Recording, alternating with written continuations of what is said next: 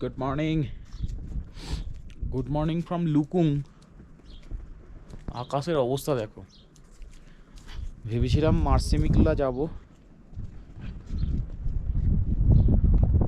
Snowfalls শুরু হয়েছে এখানে। এখানে বৃষ্টি হচ্ছে মানে হাই অল্টিটিউডে স্নোফলস হবে।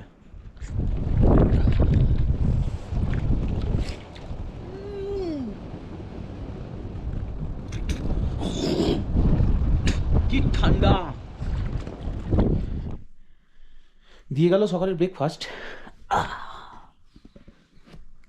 খাবার শুরু করবো এবার। বৃষ্টিটা একটু কমলো, খেয়ে দিয়ে ভাবছি মার্সেমিকলা এত কাছে আছে যখন একবার ট্রাই করে আসি। একটু কমেছে তো খেয়ে নিয়ে রেডি হয়ে তাতে বেরোই।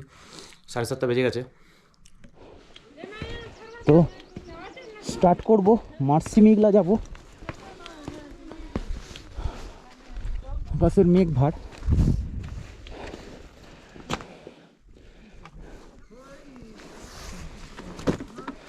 জানি না আর্মি চেকপোস্ট থেকে আগে যেতে দেবে কি না, ট্রাই তো করি।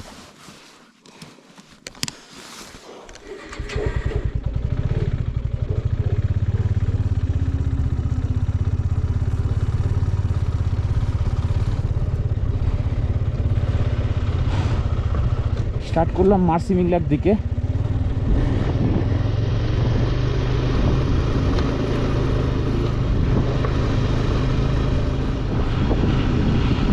দুনা বারবার বলে দিয়েছে সাবধানে যাবে, পাকামো করবে না।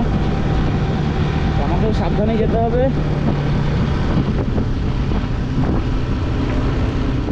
কালকেও এই রাস্তা দিয়ে গেছিলাম বিকেলবেলা, সোপরং থেকে ফিরে এসেছিলাম। কোনো ওখানে হোমস্টে এখনও চালু হয়নি। লুকুংয়ে 2-3টে আছে, তা ওদের ব্যবস্থা এখনও তৈরি করে উঠতে পারিনি। এই যে লেফট সাইডে মার্সেমিকলা, ভয়ঙ্কর তুষার করতে শুরু করলো। আর 12 কিলোমিটার বাকি, কন্টিনিউয়াস স্নো পড়ছে। হেলমেটের কাঁচ খুলে রাখলে গালে বরফগুলো খোঁচাও লাগছে পুরো ছুঁচের মতন, কিন্তু হেলমেট বন্ধ করলে ভেতরে ভেপার হয়ে যাচ্ছে, কিচ্ছু দেখা যাচ্ছে না।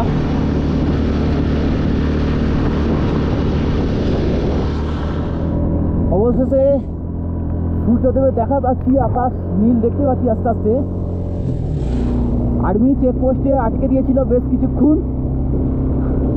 একজন বাঙালি অফিসারকে পেলাম, তাকে রিকোয়েস্ট করলাম, স্যার এত দূর থেকে এসেছি, 5 কিলোমিটার, একটু পারমিশন দিন আমাকে। আমি যেখানে দেখবো যে না আর গাড়ি যাবে না, আমি সেখান থেকে ব্যাক করে আসবো, কারণ আমি জানি রাস্তায় বরফ আছে। আমাকে বললো দেখে দেখে যাবেন, এসে রিপোর্ট করবেন না।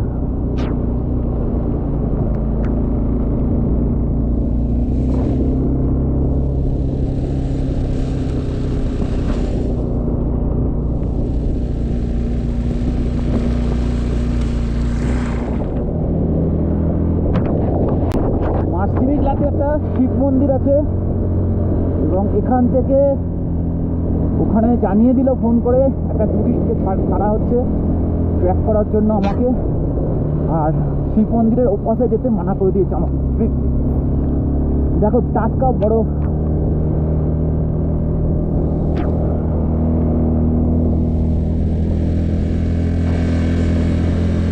ভোলেনাথ, 15টা মিনিটের জন্য তুমি একটু আকাশটাকে পরিষ্কার করে দাও।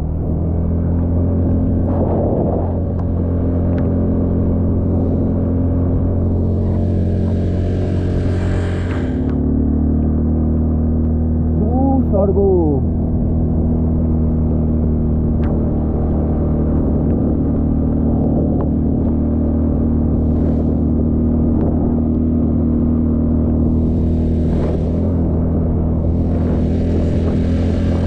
মার্সেমিকলা 4 কিলোমিটার।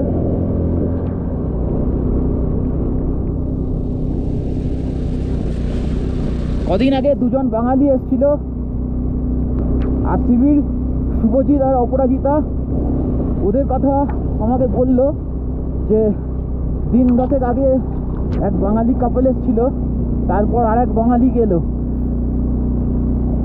ভালোই লাগে কোথাও এসে যখন বাঙালিদের প্রশংসা শুনতে পাই। গ্লাভসগুলো এত ভিজে গেছে, লেদার গ্লাভস এত হার্ড হয়ে গেছে, খালি হাতেই চালাতে হচ্ছে। দেখো ওইদিকে ক্লিয়ার হয়ে গেছে।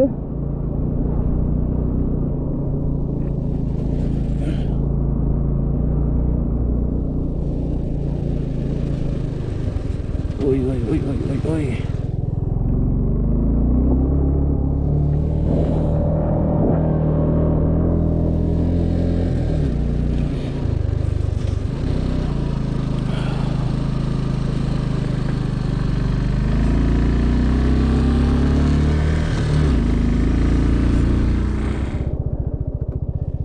আরে বাপরে, পুরা বরফ, যেতে পারবো?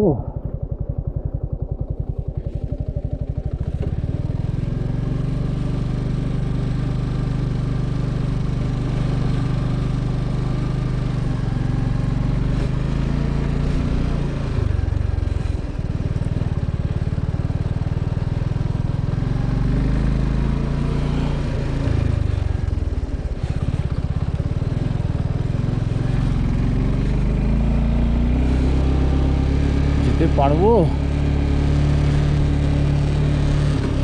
আর 2-3 কিলোমিটার বাকি আছে।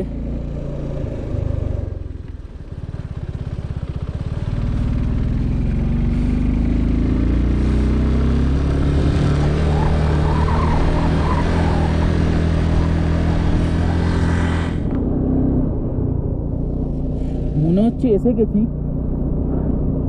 আর 1 কিলোমিটার বাকি। ওই ওই ওই ওই ওই কি কি ফার্স্ট গিয়ারে গাড়ি করি।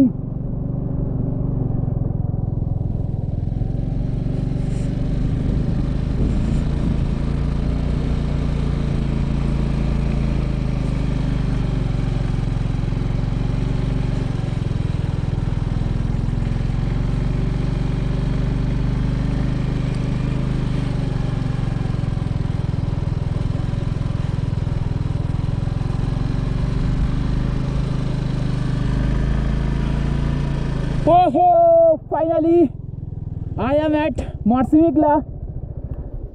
Jai Bholenath.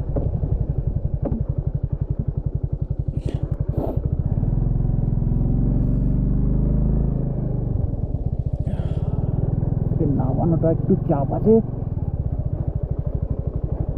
দেখি জিজ্ঞাসা কি বলছে। ওহো, ফাইনালি নেমে গেছি।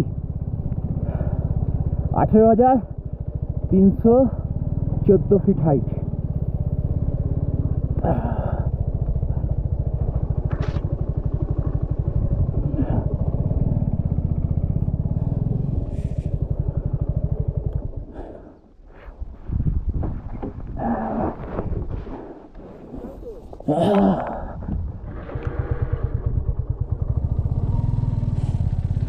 মার্সিমিকলা ঘুরে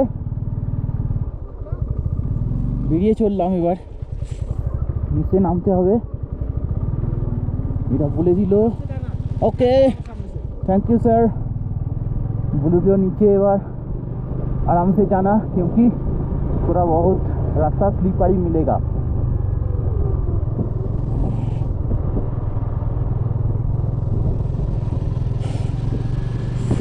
चलो, ये भी एक लाइफ टाइम एक्सपीरियंस है मेरा।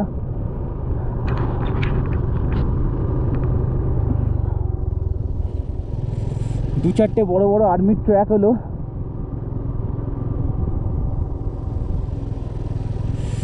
তার জন্য এইখানের এই বরফ এরিয়াটা একটু কেটে গেল।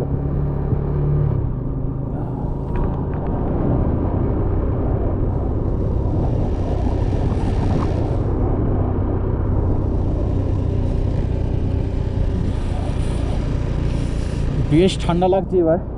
অ্যাকচুয়ালি ঠান্ডা লাগছে এই কারণে, কারণ আমি যখন নিচে থেকে এসেছি, তোমরা দেখেছো পুরো স্নোফলসের মধ্যে দিয়ে এসছি।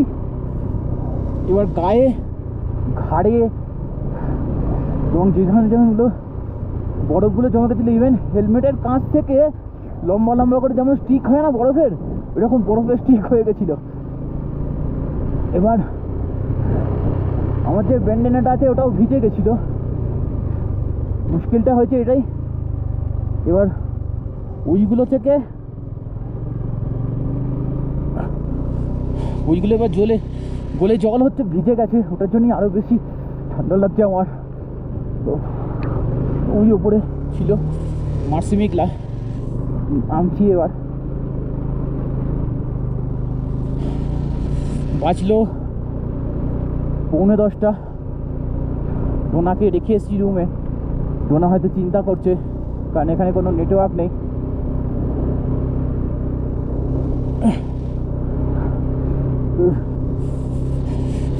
হাত হাত ড্রাই হয়ে যাচ্ছে পুরো। আগে আর্মি চেক পোস্টে একটু বসে আগুন পুড়িয়ে নিচে নামতে হবে। ওই গাড়ি আমার মন্দাকিনী হয়ে গেছে, পেছন চাকাটা মাঝে মাঝে ড্যান্স করছে দেখছি।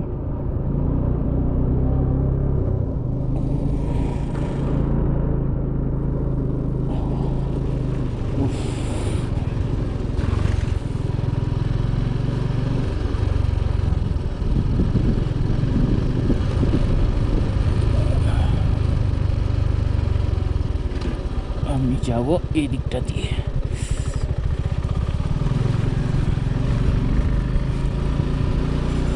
ধরবো এই দিকে।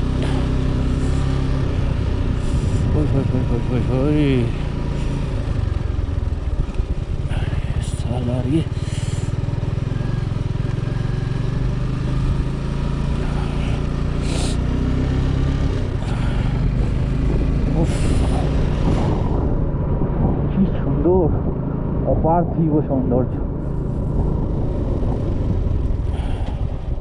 একটু দাঁড়িয়ে ফিল করি।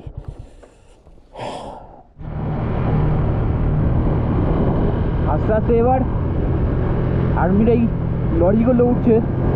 চলো, আসার সময় যে বিউটিটা তোমাদের সাথে শেয়ার করতে পারিনি স্নো ফলসের জন্য, প্রচণ্ড রকম থান্ডারস্টর্মের জন্য, সেটা তোমাদের সাথে শেয়ার করতে করতে নামবো এবার।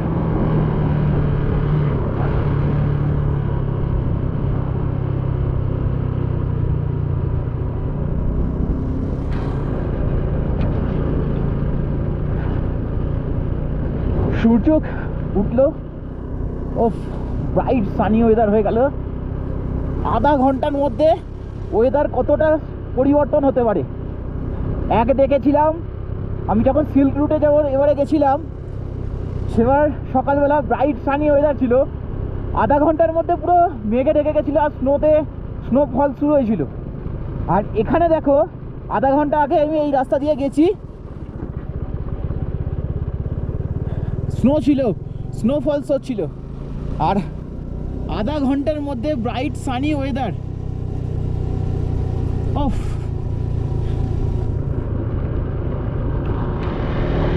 এখানকার ন্যাচারাল বিউটি কিছুটা এইরকম।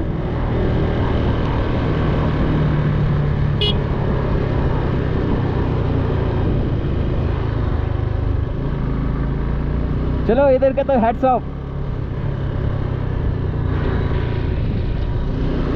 এই ঠান্ডাতে এরা এই রাস্তাটাকে পরিষ্কার করে রেখে যাচ্ছে কন্টিনিউয়াস দায়িত্ব নিয়ে। হ্যাটস অফ এদের। BRO pro. অনেক হিমালয়ান মারমট দেখতে পাচ্ছি এদিক ওদিক দৌড়াদৌড়ি করে বেড়াচ্ছে। এই দেখো একটা বেরিয়ে গেল। যা,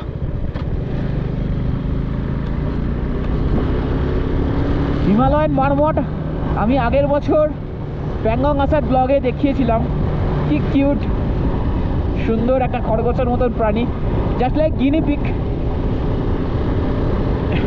এখানে এক ধরনের ইঁদুর দেখলাম, ছোট ছোট সাইজের, লেজ নেই। দূরে কিছু পাহাড়ি ছাগল দেখতে পেলাম। তারপর এখানে জিজ্ঞেস করলাম স্নো লেপার্ড আছে কিনা, বললো স্নো লেপার্ড আসে, তবে আরও উঁচুতে থাকে, ওটা এত নিচুতে আসে না। অত উঁচুতে কী পায় কে জানে। জিজ্ঞেস করলাম আইবেক্স আছে কিনা, বললো ওরা দেখেনি কখনো, শুনেছে আছে। এটা ফোপরং,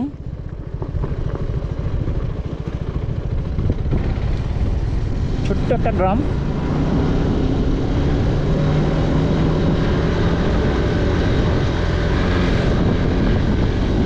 এখান থেকে লুকুং 8 কিলোমিটার।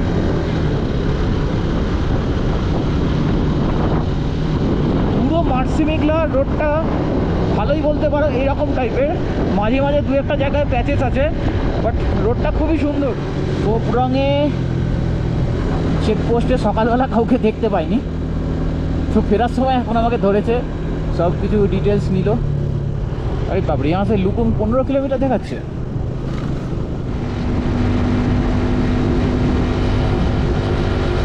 জল প্যাংগংয়ের দূর থেকে দেখা যাচ্ছে।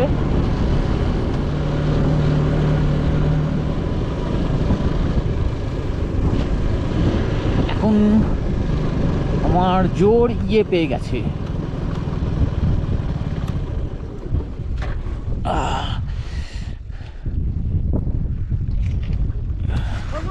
हाँ हो गया, हाँ मार्सिमेघला। थोड़ा जाना है। अच्छा चल चल। এদের এখানে ন্যাচারাল ওপেন টয়লেট, এই যে এইখানে করতে হবে। শান্তি। কালকেটা গল্প বলি, রাত্রিবেলা বাজে তখন 2টো, এবার ওটা মুখোমুখি বলি। রাত্রিবেলা বাজে তখন 2টো, পেলো আমার পটি। এবার কি করব, বাইরে বেরিয়েছি, এই জায়গাটা এখন এত সুন্দর দেখছো তো, অন্ধকার ঘুটঘুট করছে, আর চাঁদের আলো উঠেছে। দূরে প্যাংগং লেকের ওখানে স্পাংমিকের যে টেন্টগুলো, ওখানে অল্প বিস্তর আলো জ্বলছে। তো এখানে এলাম, ভয়ও লাগছে যদি স্নো লেপার্ড অ্যাটাক করে। তো যাই হোক, কিছু হয়নি। খুব একটা উত্তেজনাপূর্ণ পটি হলো কালকে। এবার লাগেজ নিয়ে বেরোবো। আরেকটা জিনিস দেখাই তোমাদের, এই যে জায়গাটা দেখছো, আমাদের আগে যে খাটা পায়খানা ছিল ওই রকম টাইপের। এর ভেতরে যে আমরা যে ওয়েস্টটা ফেলি সেগুলো এখানে জমা হয়, আর এরা রোজ ওর সাথে অল্প অল্প করে মাটি ফেলতে শুরু করে। আর মাটি জমে গেলে ওরা সেগুলোকে সার হিসেবে জমিতে কাজে লাগায়। আর এদের প্রত্যেকের ঘরে গাই আছে, গরু আছে, এরা গোবরগুলো জমায়। অক্টোবরের পর থেকে এখানে পুরো চারদিক বরফ থাকে, সেই সময়টা ওই যে ডোনা টেনশন করছিল আমার জন্য, দাঁড়িয়ে আছে এখানে। তো এইখানে ওরা গোবর জমায় এবং এই গোবর গ্যাস দিয়ে সেই সময় জ্বালানির কাজে লাগে। অনেক কিছু ছোট ছোট জিনিস জানতে পারলাম এদের জীবনযাত্রা সম্বন্ধে। তো এইগুলো সব তো শেয়ার করা যায় না, এইগুলো ছোট ব্লগে এত কথাও বলা যায় না। তো সেইগুলো জানতে গেলে তোমাদেরকেও আসতে হবে, একবার এদের সাথে থাকতে হবে। এই যে এরা অলরেডি দেখো গোবর জমাতে শুরু করে দিয়েছে, আর এই যে ঘুঁটেগুলো তাল তাল করে এইখানে রেখে দিয়েছে। দেখো এগুলো জমিয়ে রাখছে, কাঠ শুকনো জমিয়ে রেখেছে এরা। এখানে দেখলাম এই রকম টাইপের গাছগুলো পুরো লাদাখ এরিয়াতে ভর্তি। এই গাছগুলো কি বলে, চাংমা না চালমা কি একটা বললো এরা লোকাল ভাষায়। জেনারেলি এই গাছগুলোর ডালগুলো খুব সোজা সোজা হয়, আর এখানে ঢালাইয়ের জন্য বাড়ি দোতলা করতে গেলে ওরা এই গাছের ডাল দিয়ে কি সুন্দর মাটি দিয়ে পাথর দিয়ে দোতলা বাড়ি করে। আমার সামনে যেটা দেখছো এই যে বিল্ডিংটা, এটাও কিন্তু ওইভাবেই তৈরি, মাটি দিয়ে, মাটির ওপর রং করা আছে। তো অনেকগুলো জিনিস দেখালাম, শেয়ার করলাম তোমাদের সাথে। এবার রেডি হয়ে বেরোবো, বাজলো প্রায় 11:15। ঠিক আছে, bye bye bye bye. Luggage packing হয়ে গেছে। আরে এমনি ঘুরে যাবে।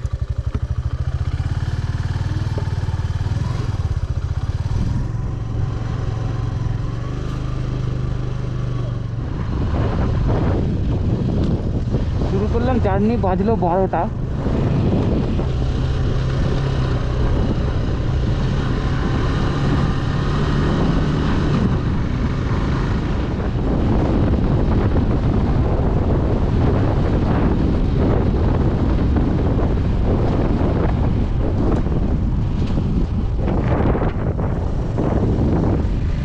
ফাইনালি ট্যাংয়ের রাস্তা ধরলাম।